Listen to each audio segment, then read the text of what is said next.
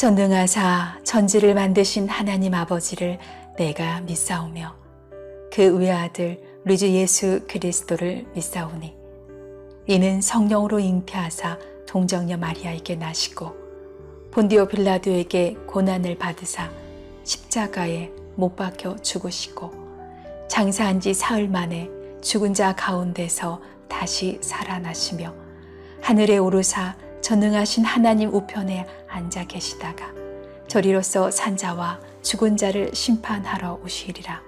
성령을 믿사오며 거룩한 공예와 성도가 서로 교통하는 것과 죄를 사하여 주시는 것과 몸이 다시 사는 것과 영원히 사는 것을 믿사옵나이다. 아멘.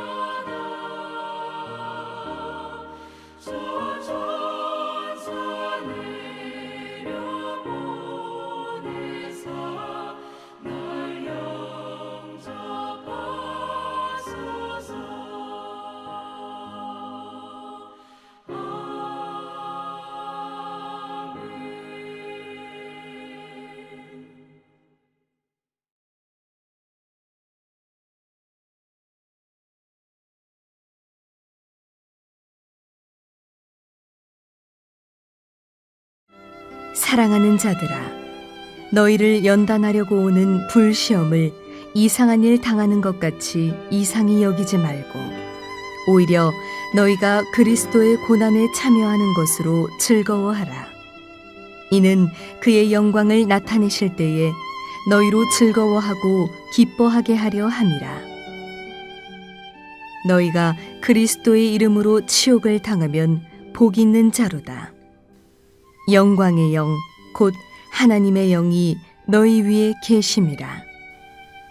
너희 중에 누구든지 살인이나 도둑질이나 악행이나 남의 일을 간섭하는 자로 고난을 받지 말려니와 만일 그리스도인으로 고난을 받으면 부끄러워하지 말고 도리어 그 이름으로 하나님께 영광을 돌리라.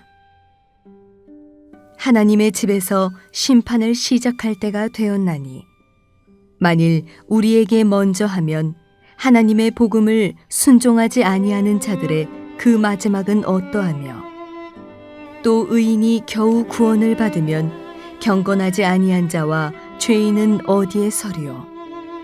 그러므로 하나님의 뜻대로 고난을 받는 자들은 또한 선을 행하는 가운데에 그 영혼을 미쁘신 창조주께 의탁할지어다.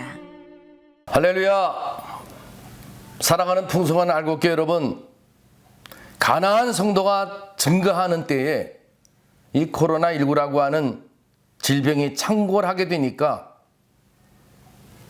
뒤 흔들리는 크리스찬들이 생겨났습니다. 가뜩이나 가나안 성도가 증가하는 때, 요즘 교회 다니는 그리스도인이라는 것을 부끄럽게 여기는 그러한 분들도 제가 만나봤습니다. 저는 어디 관공서에 갔더니 교회 가신 적 있나요? 이렇게 묻더라고요.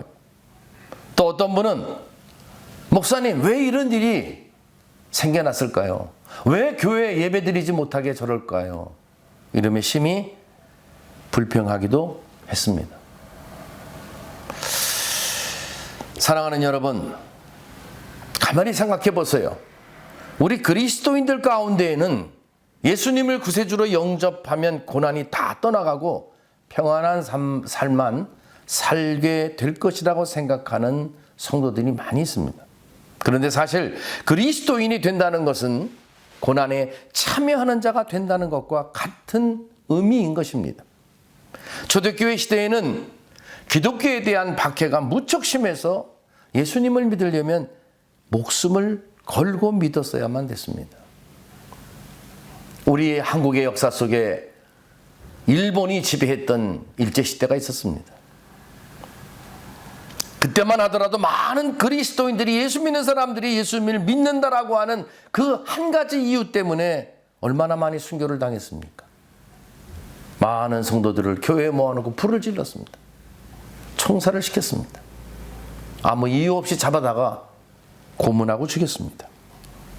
이처럼 기독교가 고난의 종교라면 우리 그리스도인은 신앙으로 인한 핍박을 두려워하거나 그걸 기피해서는 아니 된다는 것입니다. 그러면 우리 성도가 신앙으로 인해 핍박을 받을 때 이걸 어떻게 받아들여야 될까? 지금도 그런 느낌을 가지고 있는 크리스찬들이 얼마나 많습니까? 왜 교회만, 왜 예배드리는 우리들에게 더 열심히, 더 철저히 방역하는 우리들에게 그럴까? 이러한 핍박을 우리는 어떻게 대처를 해야 될까? 첫째는 그리스도인의 고난은 영광을 얻는 길이다.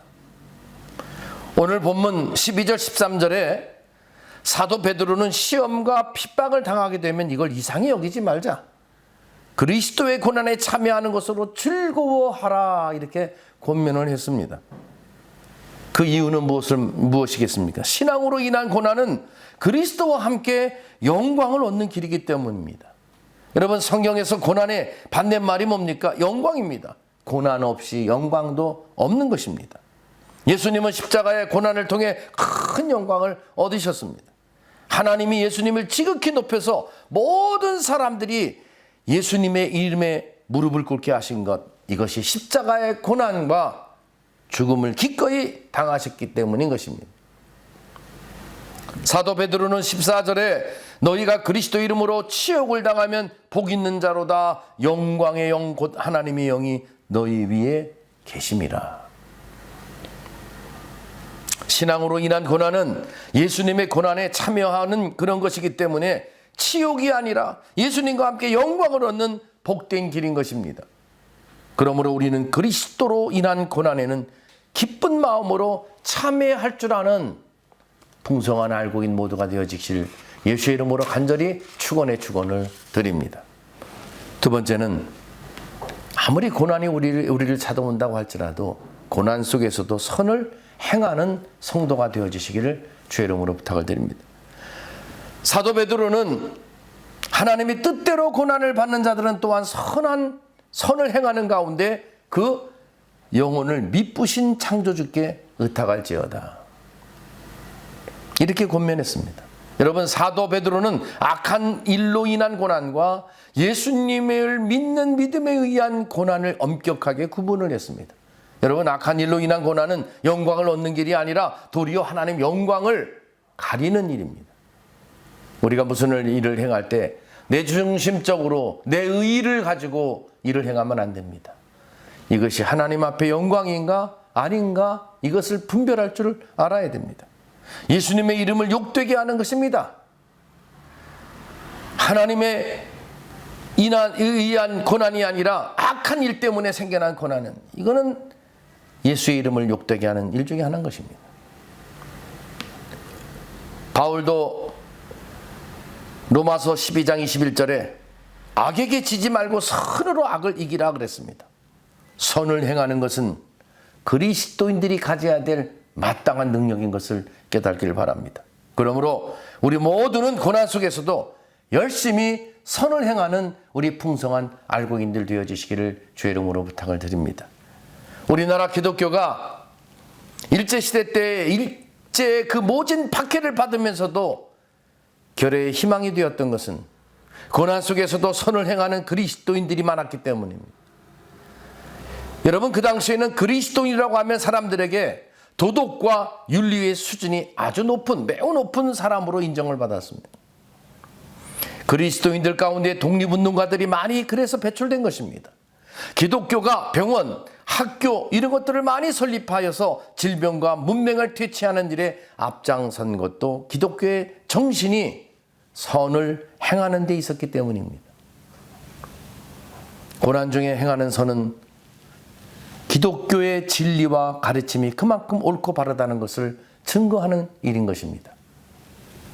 사랑하는 여러분, 우리 그리스도인은 예수님을 믿음으로 말미암아 세상과 구별된 삶을 살아가는 그러한 존재인 것입니다. 그래서 하나님을 부인하는 세상 사람들 가운데는 그리스도인을 미워하고 핍박하는 사람들이 적지 아니합니다. 지금도 역시 이 시대를 살아가는 우리도 그런 모습을 보지 않습니까? 그런데 성경은 신앙으로 인한 핍박은 그리스도의 고난에 참여하는 것으로서 예수님과 함께 영광을 얻는 길이다, 이것을 증거하고 있습니다. 아무쪼록 풍성한 알곡인 여러분이요, 신앙으로 인한 핍박을 달게 받아들이고 고난 속에서도 열심히 선을 행하시는 삶을 살아가심으로써 장차 하나님이 주실 영광의 자리에 기쁨으로 우리 모두 함께 참여하는 풍성한 알곡인이 되어지길 예수 이름으로 축원을 드립니다. 기도하겠습니다.